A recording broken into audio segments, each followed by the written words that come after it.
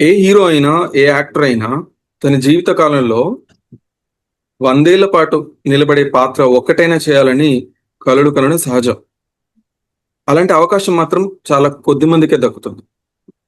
అలా దక్కిన అవకాశాన్ని అద్భుతంగా వినియోగించుకున్న ఒక హీరో ఉన్నాడు మన తెలుగులో. ఆయనే నటకిరీటి రాజేంద్ర ప్రసాద్ గారు. ఆయన ఒక గొప్ప కామెడీ హీరోగానే మనకు తెలుసు. కానీ అంతకంటే గొప్ప యాక్టర్ అని అందరికీ తెలిసేలా చేసిన సినిమా మాత్రం 'ఆ నలుగురు'. ఎడిటర్ రఘురాం పాత్ర it's a tailor made. Cinema చూసిన తర్వాత ఆయన కన్నా బాగా ఇంకెవరూ చేయలేరు అని అలా చేసి నిరూపించారు ఆయన. ఆ పాత్రలో చాలా కోణాలు ఉంటాయి, చాలా ఎమోషన్స్ ఉంటాయి, చాలా స్ట్రగుల్ ఉంటుంది.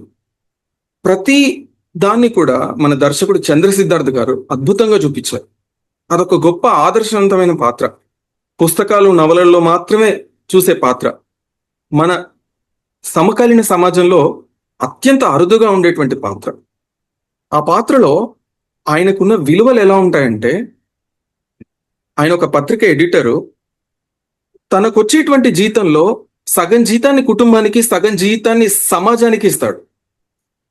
ఆయన పిల్లల్లో చిన్నవాడు ఎంసెట్ లో ర్యాంక్ రాలేదు నాన్న, మేనేజ్మెంట్ సీట్లో కొంటాను అంటే వద్దు అంటాడు. అదే కూతురు తన కులం అని కాకుండా వేరే అతన్ని ప్రేమించినా కూడా, తన భార్య అడ్డు చెప్పినా కూడా సరే అంటాడు. అదే పెద్ద కొడుకు కష్టపడితే నాకు ఉద్యోగం రాలేదు, డబ్బులు పెట్టి ఉద్యోగాన్ని కొంటా అంటే కుదరదు అంటాడు. తను పనిచేస్తున్న పత్రికలో ఒక ఫాల్స్ న్యూస్ రాయాల్సి వస్తే తన ఉద్యోగానికే రాజీనామా చేస్తాడు, ఆ పత్రిక విలువలకు కట్టుబడి.